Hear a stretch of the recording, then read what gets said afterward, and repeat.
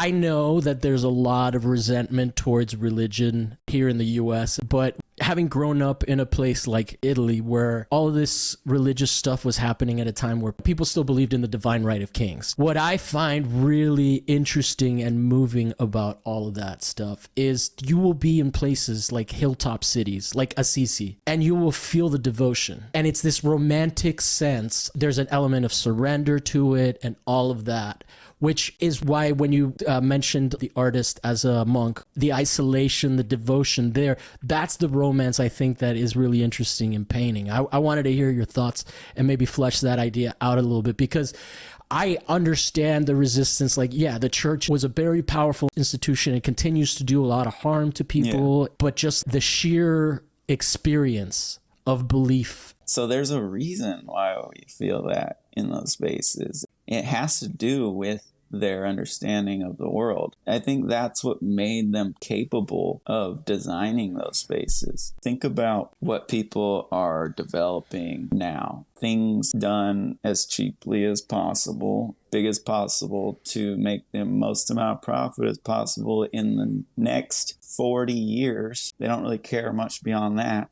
And this comes from the difference in their understanding of the world.